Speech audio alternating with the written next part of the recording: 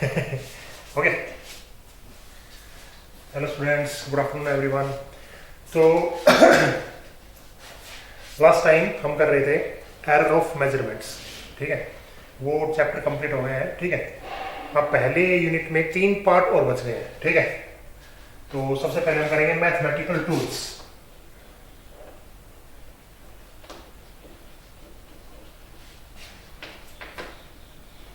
Mathematical tools, इसमें 2 चीजें करेंगे हम, ठीक है। इसका बेसिक काम आज का हम करेंगे कैलकुलस, जो आपको हमेशा काम आएगा, आगे तक काम आएगा, जब भी आप साइंस पढ़ोगे तब तक, ठीक है। कैलकुलस में 2 चीजें हैं, एक है डिफरेंशिएशन और दूसरा है इंटीग्रेशन, ठीक है। तो अगली 2-3 वीडियो इसमें बनेंगी इंटीग्रेशन और डिफरेंशिएशन पे। ये बहुत इंपॉर्टेंट पार्ट है फिजिक्स के लिए और मैथ्स के लिए। जिनके पास नॉन मेडिकल उनको तो उनके लिए तो बहुत बेहद जरूरी है, ठीक है। बाकी फिजिक्स में इसका बहुत ज़्यादा यूज है, डिफरेंशिएशन और इंटीग्रेशन। तकरीबन हर टॉपिक में इनका यूज चलेगा, ठीक है। तो आज हम स्टार्ट करते हैं डिफरेंशिएशन।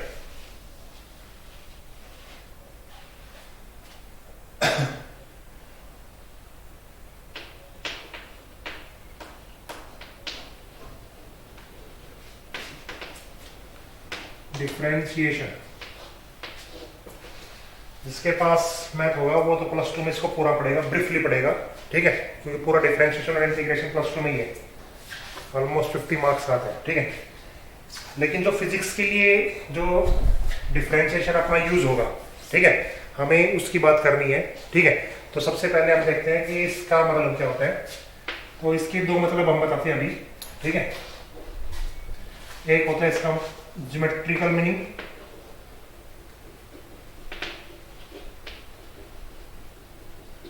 और एक है इसका फिजिकल मीनिंग।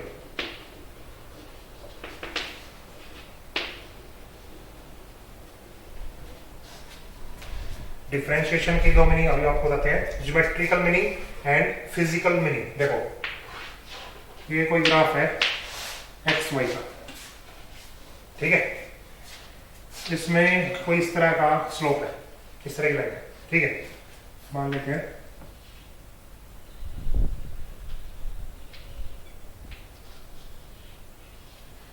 ठीक है। यहां पे आपने एक टेंजेंट डाला, टेंजेंट, ठीक है। और इस लाइन के अकॉर्डिंग आपने इसको ड्रा किया। मान लेते हैं ये एक्स था, इसको आपने थोड़ा सा बढ़ाया डेल एक्स स्लोप के अकॉर्डिंग, ठीक है। ये इसका एंगल बन गया थीटा, ठीक है। ये है डेल वाई, ठीक है। तो इसका ज्योमेट्रिकल मीनिंग, ये इतनी इंपॉर्टेंट बातें तो नहीं है, लेकिन फिर भी इसका मीनिंग आपको पता होना चाहिए, ठीक है। क्योंकि हमें सिर्फ और सिर्फ क्या करने हैं, कुछ एक फॉर्मूले हैं जो हमें यहाँ पे अप्लाई करने पड़ेंगे 11th और 12th में, वो आपको याद करने हैं। इसका फिजिकल मीनिंग होता है it gives the slope of tangent of curve, ठीक है। It gives the slope of tangent of curve. तो यहाँ में tan थीटा आप निकालेंगे, तो tan थीटा अपने पास आएगा परपेंडिकुलर अपॉन में base, this distance and this distance, ठीक है। डेल y और डेल x, ठीक है। ये डेल y डेल x को हम बहुत कम करेंगे, बहुत ही कम, मतलब इतना कम कर देंगे कि इनको हम 0 के बराबर कर दें, ठीक है। ये लिमिट है, ठीक है। इनको हम 0 के बराबर मैक्सिमम पुट कर दें, तो tan थीटा की वैल्यू जो बहुत मिनिमम होगी उसको हम कहेंगे dy अपॉन में dx, dy अपॉन में dx, ठीक है।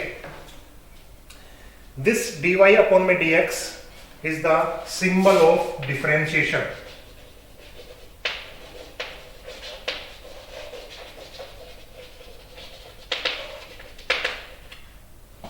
This dy by dx is the symbol of differentiation. तो डिफरेंशिएशन का सिंबल क्या होगा, dy बाई dx। इसका फिजिकल मीनिंग क्या हो गया? The rate of change of y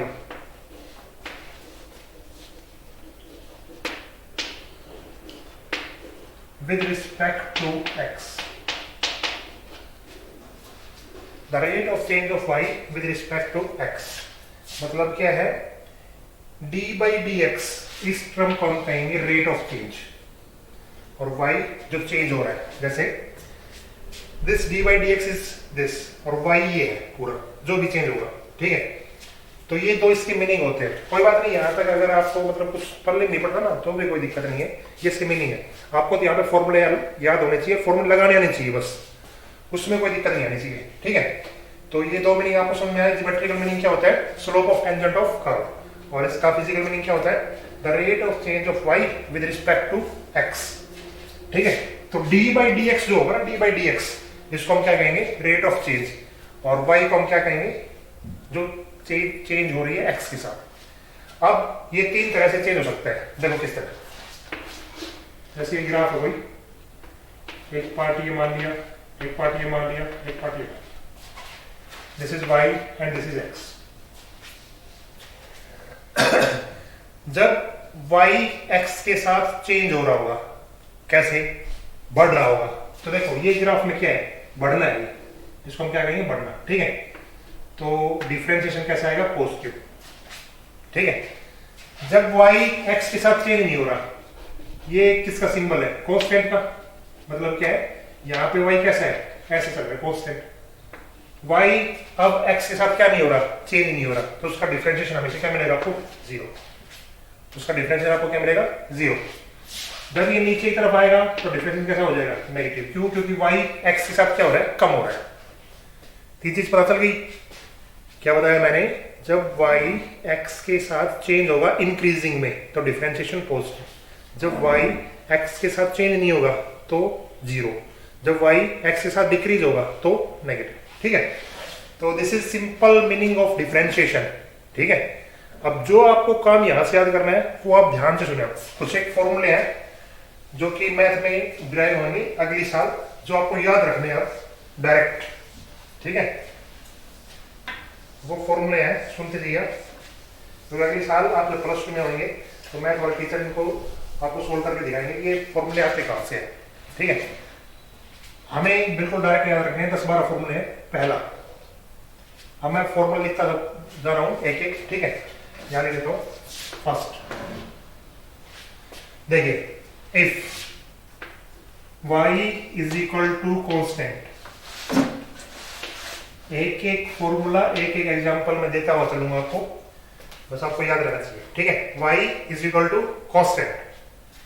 अगर y कांस्टेंट है तो इसका डिफरेंशिएशन क्या होगा? देखो, d अपॉन में dx इंटू में कांस्टेंट, इसका डिफरेंशिएशन क्या होगा? जीरो। अभी बताया हमारे ग्राफ में, जब y x के साथ चेंज नहीं होगा, कांस्टेंट हो जाएगा, तो उस केस में डिफरेंशिएशन आपको क्या मिलेगा? जीरो। मतलब अगर y की वैल्यू कुछ भी दे रखी है, जैसे पाई दे रखी है, पाई, तो पाई अपने आप में क्या है? कांस्टेंट है, उसकी वैल्यू आपको पता है ना कितनी होती है? 22/7। तो इसका डिफरेंशिएशन हम जब करेंगे पाई का तो कितना आ जाएगा? जीरो। ये इसका एग्जांपल है। एक एक फॉर्मूला एक एक एग्जांपल में करते हुए चला जा रहा हूं, ठीक है। आसान सा काम, मुश्किल काम नहीं है, बस आप थोड़ा ध्यान से देखिए, बस और कुछ नहीं। तो पहला डिफरेंशिएशन आपको समझ में आ गया। अगर y कांस्टेंट है तो उसका डिफरेंशिएशन हमेशा क्या मिलेगा आपको? जीरो। दूसरा,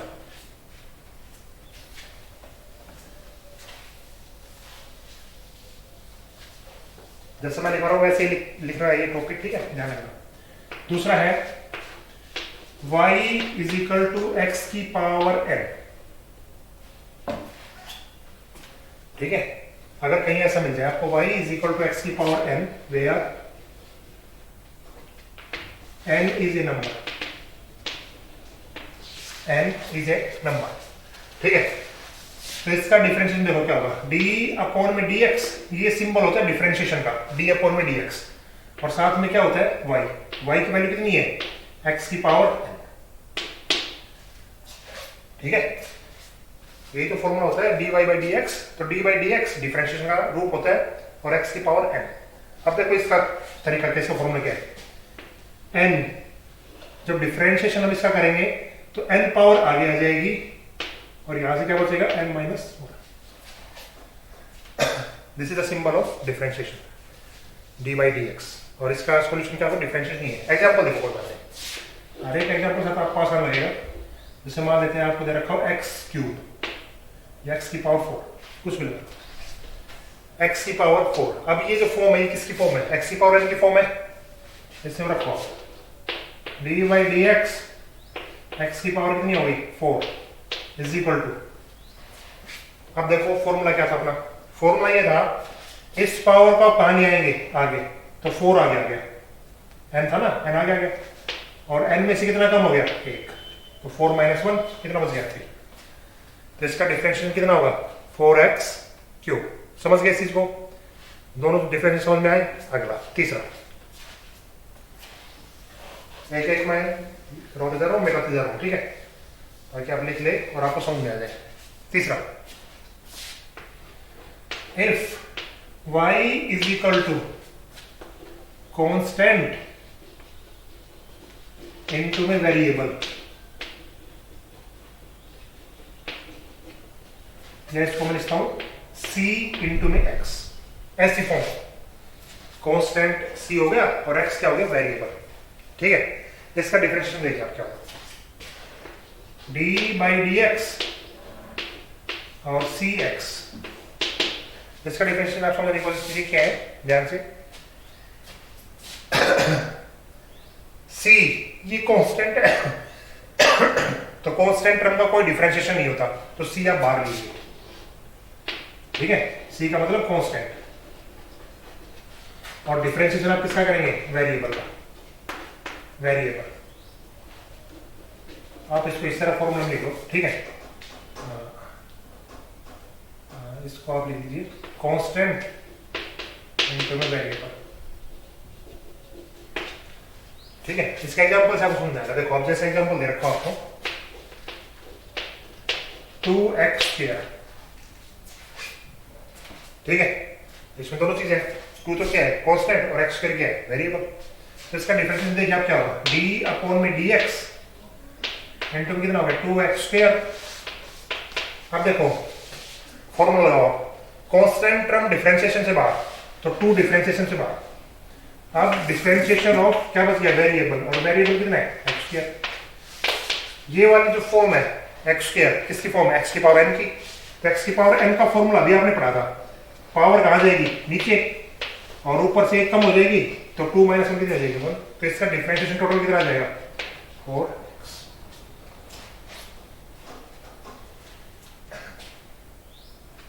समझ में आया ये फॉर्मूला, ठीक है। तो 3 फॉर्मूले हम कर चुके हैं, ठीक है। पहला कांस्टेंट का, दूसरा वेरिएबल का, तीसरा कांस्टेंट इनटू वेरिएबल, ठीक है। अब फोर्थ,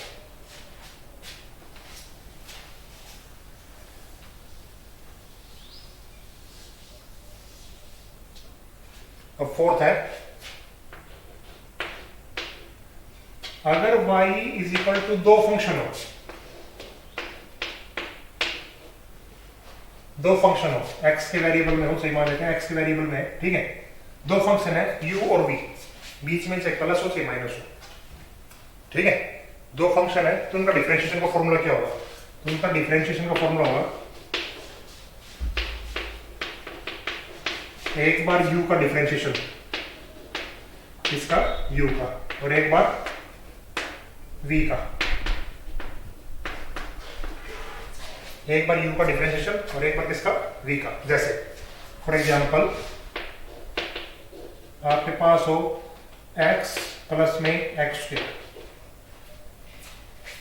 x प्लस में x स्क्वायर, तो इसका डिफरेंशिएशन देखो क्या होगा d बाई डी एक्स और x प्लस में x स्क्वायर। अब ये फॉर्मूला लगाओ, ऊपर वाला फॉर्मूला आपको लगाना चाहिए, बस ये याद करने हैं आपको अच्छी तरह, ठीक है।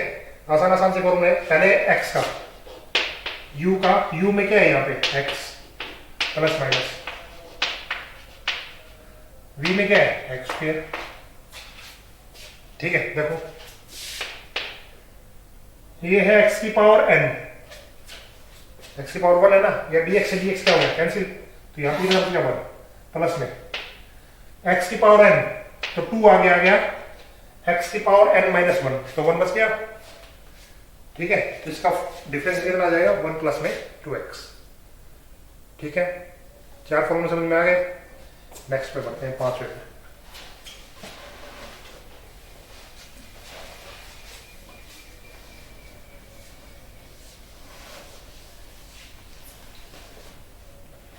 पांचवा देखिए, पांचवा है अगर प्रोडक्ट रूल हो, पहले हमने किया था मल्टीप्लाई ना सब्ट्रैक्शन और एडिशन वाला, अब प्रोडक्ट करेंगे और उसके बाद हम करेंगे डिवीजन का, शायद ये करेंगे। ठीक है, तो प्रोडक्ट रूल का देखो फॉर्म तरीका क्या है, ये बहुत इंपॉर्टेंट रूल है, काफी बार यूज होगा ये। D by d x you into में बी, देखो इसको किस तरह करेंगे। एक बार एक का डिफरेंशिएशन और दूसरे को सेम रखना है, जैसे पहली बार आपने u को सेम रखा और डिफरेंशिएशन ऑफ v। ठीक है, मतलब एक को सेम रखा और v का क्या कर दिया हमने डिफरेंशिएशन। उसी तरह अगली बार आपने क्या किया, दूसरे को सेम रखा और पहले वाले क्या कर दिया डिफरेंशिएशन। फॉर एग्जाम्पल देखो, x और रूट x प्लस 1, जैसे x रूट x प्लस 1, तो इसमें देखो ये u हो गया और ये क्या हो गया v। फॉर्मूला लगाओ,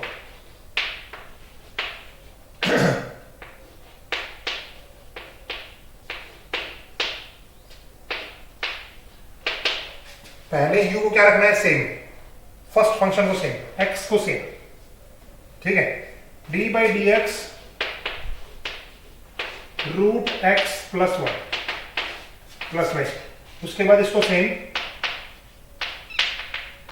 d by d x into x.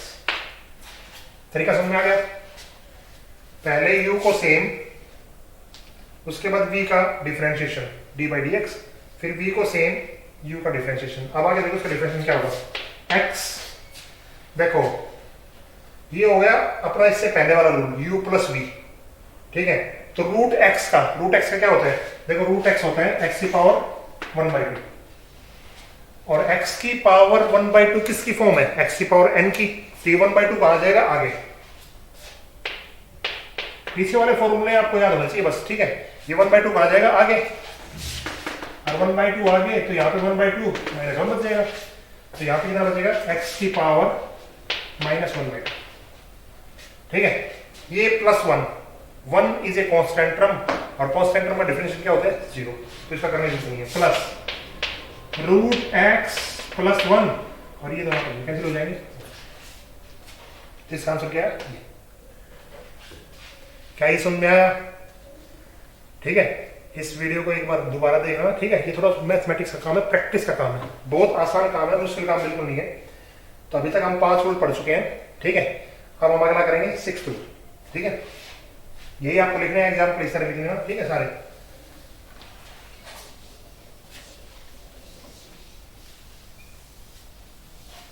ठीक है, इसके बाद कितना टाइम होगा भाई,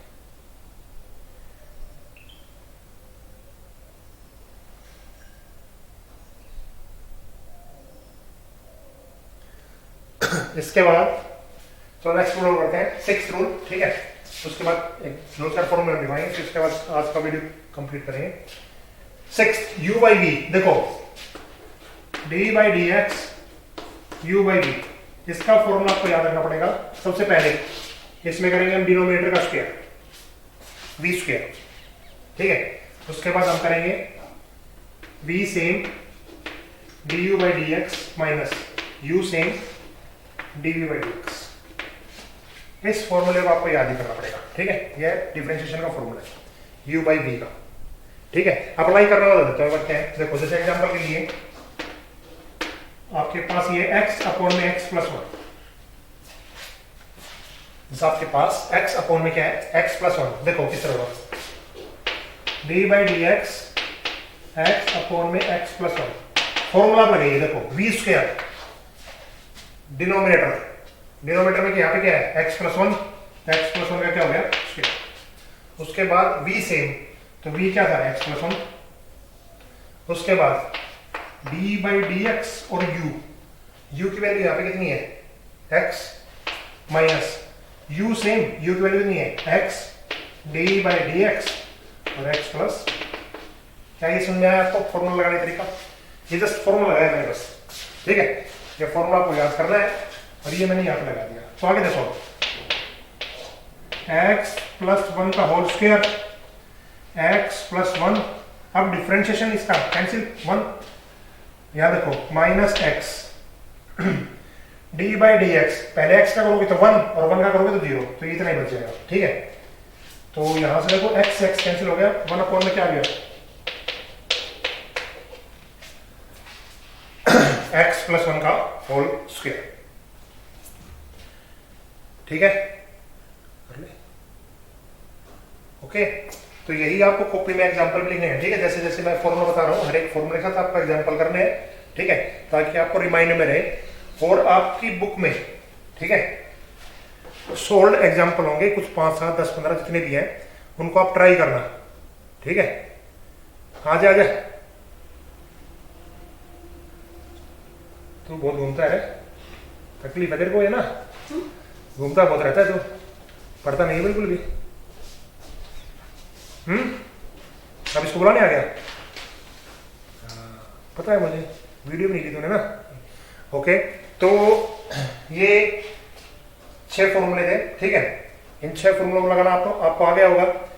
इनको आप घर जाके करना, इसमें 5-7 न्यूमेरिकल्स आपको मिलेंगे बुक में, ठीक है। उनको आप जरूर ट्राई करना।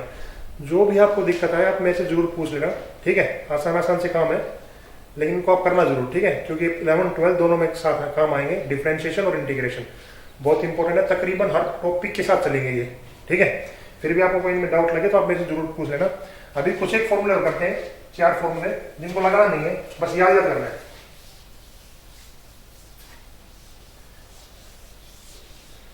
आज का लास्ट काम करते हैं ट्रिग्नोमेट्रिकल फॉर्मूले, या आप सीधे लिख लो, इसके नीचे लिखे जाना जो सा फॉर्मूला देंगे। अगर y is equal to sine x है, ठीक है, तो d by d x sine x का फॉर्मूला क्या बनेगा। इसी तरह अगला d by d x cos x का क्या बनेगा। इस तरह अगला d by d x tan x का क्या बनेगा। पढ़े हुए ट्रिग्नोमेट्रिकल आपने कभी। इसी तरह अगला सारे रैंडमली सारे सीक्वेंस ले लो। अगला क्या आता है कोसेकेंट एक्स, उससे अगला सेकेंड एक्स, उससे अगला कोट एक्स।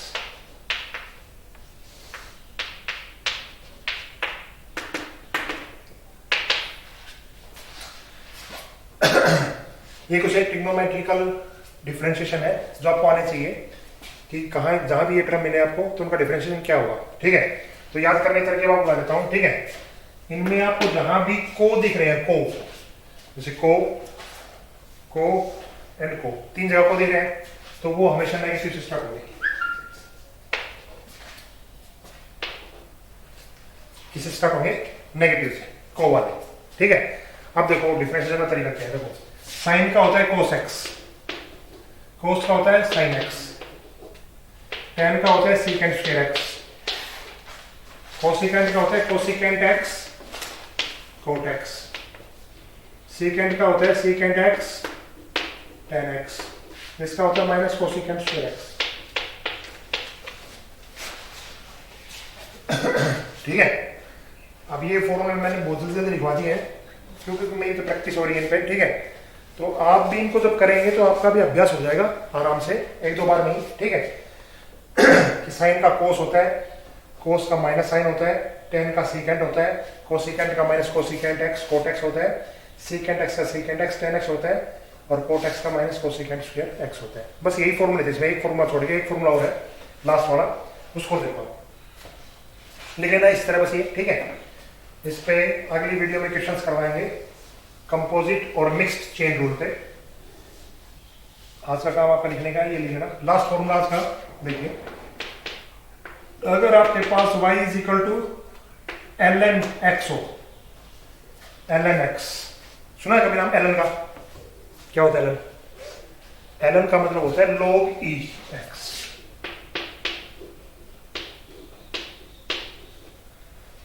इसका दूसरा नाम क्या होता है? log e x। सुना नाम कभी लॉगरिथम का? वही चीज है ये, ठीक है। अगर कहीं आपके पास log e x आ जाए तो इसका डिफरेंशिएशन क्या होगा?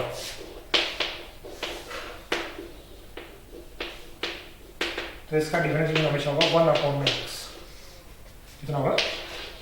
1/x, ठीक है। तो आज हमने डिफरेंशिएशन पढ़ा। डिफरेंशिएशन बस यही फॉर्मूले हैं, इतने ही फॉर्मूले आपको याद करने पड़ेंगे।